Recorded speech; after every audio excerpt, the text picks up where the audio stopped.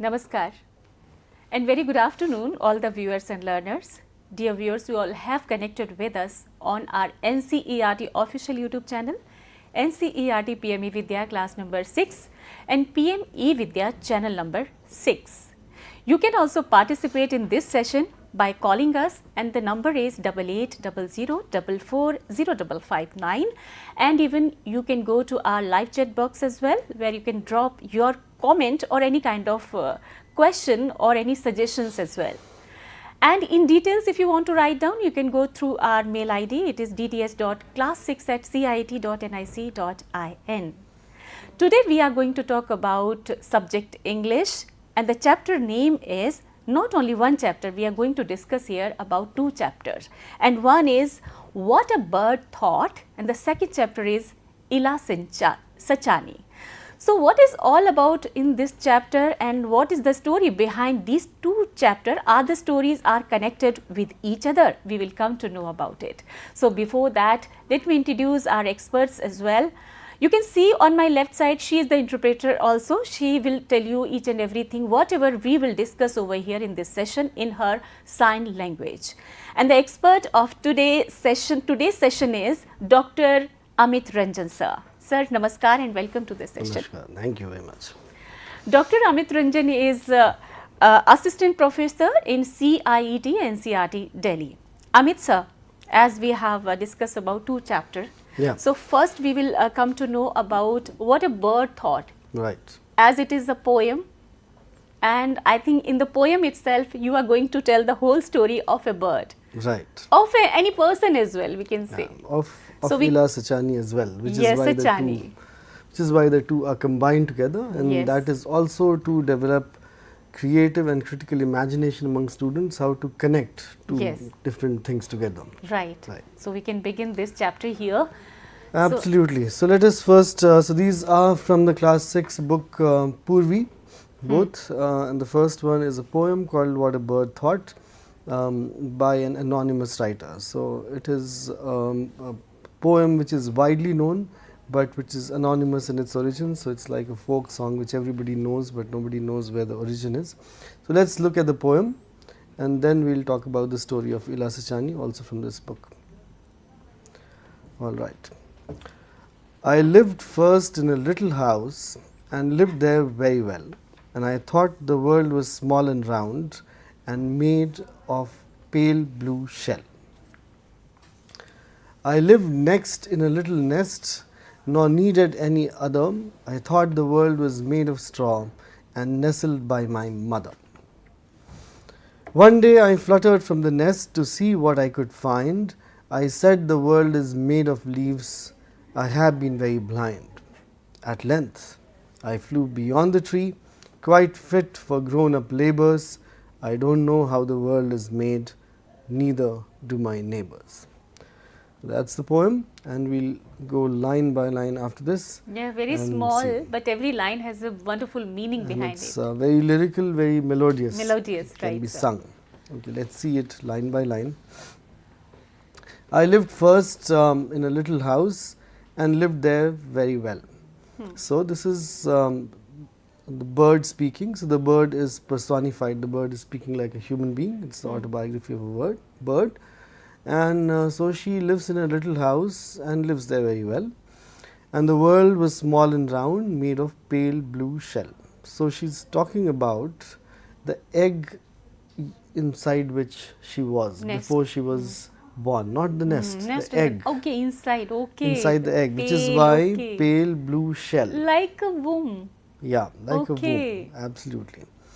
And we will see later what these could also mean. What is the pale blue shell could also mean the sky. That we think that this is all that the world is, but maybe this is just the little shell we are in, meant for bigger things than that. Right. Anyway, let's continue. So after the shell, the bird is born. The bird is born from an eggshell. The egg bursts and the bird is born. And then she says, I lived next in a little nest. So after the bird is born, obviously the bird is born in a nest which her mother makes or her parents make. I lived next in a little nest, nor needed any other. I thought the world was made of straw and nestled by my mother. So this is how our imagination of the world changes. First, just inside a little shell, she thought that this is all that there is, and then she sees straw all around her and her mother, and she thinks this is the world. And it's very comfortable because there's her mother, it's a safe space, there's straw, and the mother gets the food. Third stanza, one day I fluttered from the nest to see what I could find. I said the world is made of leaves, I have been very blind. So after that, the bird starts to learn how to flap her wings. No, not fly. Not even flying. Okay. Just to flap her wings. Her mother is teaching her how to flap her wings. Okay. Flap her wings. And so she is able to just get out of the nest by flapping her wings. And she sees the tree branch and leaves. And she sees that the world is bigger than that nest. That there are branches and there's the tree, there are many leaves.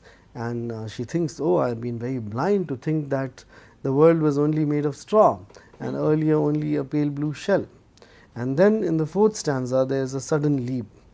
At length, I flew beyond the tree. So after learning how to flap, she learns how to fly, and she flies out of the tree, quite fit for grown-up labor. So now she has to fly and get her food, and now she's an adult bird.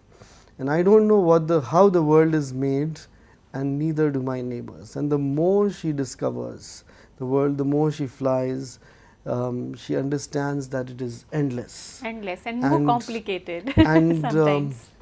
And nobody knows how big the world is. Her neighbors do not know. And this relates to one of Einstein's quotes. So Einstein, the great scientist, was asked what he felt about how much he knew.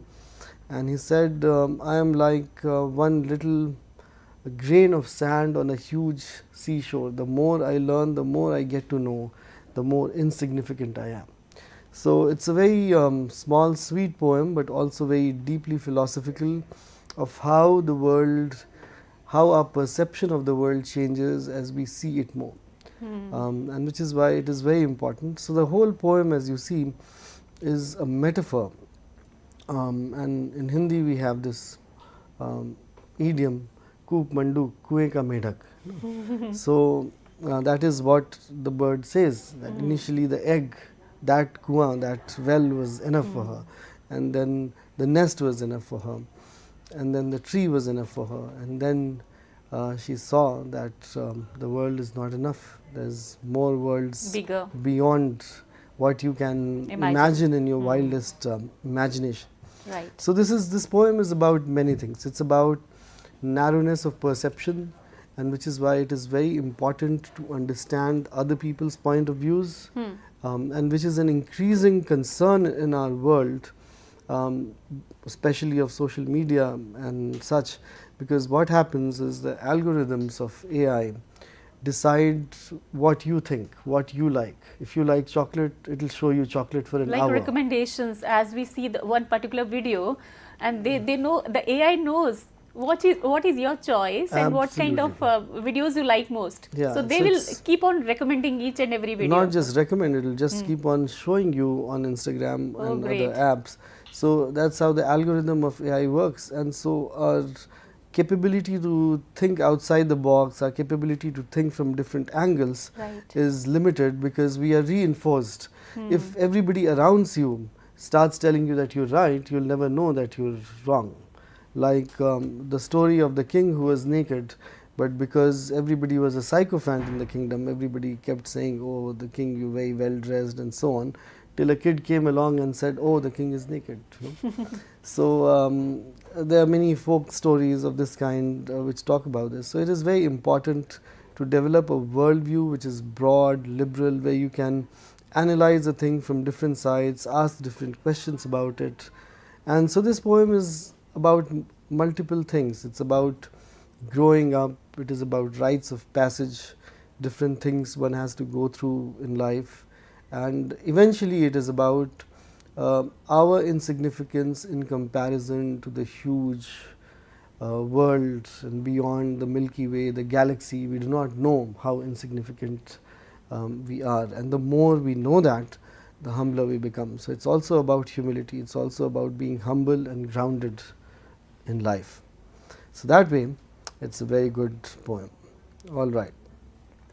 So let us see the figures of speech over here, because it's a simple poem. There's not much in terms of the play of words and so on, but it's largely, like we've been discussing just now, a metaphorical poem. As you can see on your screen, the little house, which is the eggshell, and the little nest are metaphors of birds' limited understanding. That is how she is kuein ka medhak in the beginning. And the world made of pale blue shell, world made of straw, are also metaphorical representations of perceived reality. So there are many times when we think that we know everything, but we know very limited of it. And so this poem is very deeply metaphorical, allegorical as well. And the second figure of speech that's used in this poem is personification. Like we already discussed, the bird is given human-like thoughts. I thought, I said, and this brings the bird's perspective and the human perspective also of how we perceive the world. Right. So the nest made of straw signifies the slightly expanded yet sheltered view of world, where we are in safe space and protection of motherhood, our childhood. And this is also about having safe, secure childhood is also very important. This is also for parents and teachers of how to make young children feel safe and secure, so that they can have their all-round personal growth. Otherwise, they go through different kinds of trauma. The realization that the world is made of leaves signifies a moment of awakening, that first time. So this is all a quick repetition of what I have just said, but just so that it is reinforced. And understanding the previous limited perceptions. The bird also acknowledges that I have been blind, which is very important, to acknowledge our mistakes and revise our perceptions. Gandhi used to do this very often, that if he understood that he has made a mistake, he was such a great man, but he would not defend it. He would say that I am also a human being, I can make mistakes, I made this mistake. Yes. Right, and the rhyme, as we can see in this, is AA and BB, so like house and well, round and shell. So it's the second lines that are rhyming in this. And alliteration, children, is something in which the first consonant is repeated. So something like she sells seashells on the seashore. This is all tongue twister kind of sentences. Yeah, where the also. same consonant is repeated in every word. Right. So here also, as you can, this is an exercise for you. Point out what the alliterations in this poem are. And here is a small list. Lived first in a little house, world was, nor needed, fluttered from. And so this also creates a special effect while talking. Anyway, we have spent 10 minutes in this and another 10 minutes on the story of Ila Sachani. Right, sir. Ila Sachani was born in Gujarat with a physical challenge, which was that both her hand muscles were not working properly. And so she was not a normal child in that sense of the word. And her desire to learn like other children, work with her hands, play all the games and write things, draw pictures, this she was unable to, and this caused a lot of stress for her. And in which moment her mother and grandmother came to her aid to help her and played a crucial role of encouraging and teaching her. And they also had to push their limits, because for anybody to have a child who is so enthusiastic but unable to, they have to find new ways to do things. How to teach her, matlab? Exactly. And generally, in such cases, the guardians would despair and say ki hamari kismat kharab hai, and so on. But here they took it as an opportunity and as a challenge. So first the mother and the grandmother, and which also shows the very crucial role that women play in the lives of children, because they are the primary caregivers at home. So they studied how this obstacle can be overcome. They understood that human capability is way beyond what we understand, that people can work with feet also. And Yes. so she started writing with her foot. Foot. And not just that, writing itself is very difficult. Difficult. For example, if you're right-handed, imagine writing with your left hand. It'll And take she used her, foot. And that is absolutely more. feet to, and then not just that, she was very interested in embroidery, Great. which is a much bigger challenge than writing. Because for writing you just have to hold. For embroidery you have to have multiple kinds of skills of putting the needle thread through the needle And the design. and the stitching, so flipping the fabric and so Fabric. on. So that was one of the biggest challenges, to put the thread to the needle using her feet, and which also she accomplished very successfully. Great. So, so with time she learnt embroidery, the Kathiawadi embroidery, and not just the Kathiawadi embroidery but various different kinds, Lucknowi, Kashmiri, all kinds. So she became an expert embroider just with her feet. So many times, Sushma ji, in life, when we are robbed of our capabilities, we understand how capable we are through other faculties. And because our five senses are working, our limbs are working properly, we do not understand what powers we may have. And the human mind has tremendous capacity. It's said that we use only about 2% of it. And so it is in these situations when you have to push the limit. And this is a great inspirational story for students and all of us, that we should learn how to push the boundaries of thinking, learn how to push the boundaries of language, of thinking, of learning, and that is how new things are discovered and done. Yes, everybody has enough power. They Absolutely. have to just explore that. You can do it. So Ila, who was initially in a state of great challenge in her childhood, eventually overcame it and became a master of embroidery and various forms of embroidery. Great. And not just that, initially she just did it for her family and friends. Slowly the word spread, and gradually she became independent. She started earning her livelihood with it, and she became famous, and then she got the President's Medal and so on. So it's an amazing story of 3 generations of women working together. Women empowerment also, sir. Absolutely, it is about women empowerment and how women can help each other. Right. The grandmother, because mother, grandmother, and Ila Sachani itself. Absolutely, and they had to learn all these things from the scratch, and to achieve this and become independent in life. It is an amazing story, right, so to say.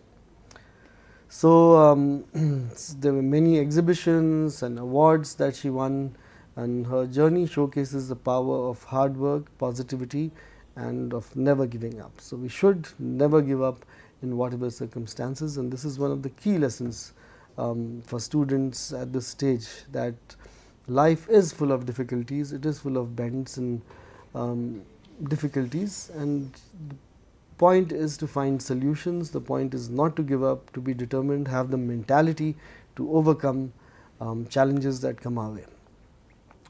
So there's another example that is given in our book of Pranav Balasubramaniam in a small box, but I'd like to expand that context over here. So this was, so in our book we just mentioned that Pranav Balasubramaniam also paints with his feet. This was a painting exhibition at Ma Joy Art Gallery in Kochi, where not just Pranav Subramaniam, whose picture you can see on your screen, but Saraswati Sharma, Sunita and Vaishak, they all do art with their feet. They all have difficulties with their hands, and their exhibition was held, and which was very inspiring. And so this was organized by Mouth and Foot Painting Artists Association. So this is also amazing that there are so many people who participate in this, and that there is actually an organization. So for children who have difficulties, the parents should take note of it, of this Mouth and Foot Painting Artists Association, and maybe look it up. There are 750 members across the world in this, and out of which 36 are from India, 36 artists who paint with their mouth and foot. Great. It is just an amazing story. So eventually, to connect the dots, Why did we do these together? Because like the little bird who thought that this is the little world inside the egg, then the straw, then the tree, and eventually she was able to discover the whole big wide world in the sky. Similarly, Ila did exactly the same. First she was confined to a little village and confined by her alleged disability, which she converted into ability, and she flew with her wings, she grew her wings, so to say. And this is how the poem and the story are connected, and this is how we should learn how to connect different kinds of literature and draw inspiration and make the connections between them, like that. So I believe we are nearly out of time, but we have time. So these are the questions that students should think. Here on your screen I'll read them out, and after that we'll end. So these are the questions, students, you should think about. Ila was born with a significant physical challenge. How did this impact her early life and her dreams? We have discussed all this. This is just questions that you should think about. The story emphasizes the support Ila received from her mother and grandmother. How crucial was this support in her journey? What qualities did they possess that were the most helpful? Third question, Ila showed great determination in learning embroidery with her feet. What does this tell us about her character and her approach to challenges? Lastly, the story mentions that threading a needle was hard, but Ila did not give up. This is the most crucial part of that story. That writing she achieved, but threading the needle with feet is very hard. Why is this small detail significant in understanding her overall journey? How did Ila's physical difference become a source of a unique artistic expression and eventual fame? So I'd urge students to think about these questions. Very important, sir. Questions you have shared with the students, and the story was really very inspirational, and I think the two stories were connected with each other. Absolutely. And everybody should think of it, how our life is not only in the nest, it is beyond that. And physically challenged people also can manage, and they can survive in this world with their skills. No, not just survive, they can thrive. Thrive also. So thank you so much, Dr. Amit Ranjan sir, for being with us and telling this inspirational story to our children of 6th standard, and I hope they will learn much more about these two stories. So now it's time for an important information also about Balpan Ki Kavita. It's all about your skill, your writing skills as well. So you can know more about this video. क्या आपको भी गीत, कविता पढ़ने, लिखने और गाने गुनगुनाने में रुचि है? तो आइए शिक्षा मंत्रालय भारत सरकार की एक अनूठी और सराहनीय पहल का हिस्सा बने तथा भारतीय भाषाओं और अंग्रेजी में लोकगीत और कविताएं भेजें। आप दिए गए लिंक पर अपनी रचनाएं अथवा किसी अन्य रचनाकार के गीत और कविताएं भेज सकते हैं। भारतीय भाषा कविता प्रतियोगिता के नियम आदि भी आपको इसी लिंक पर उपलब्ध होंगे। So that is the great initiative of the Ministry of Education, Balpan Ki Kavita.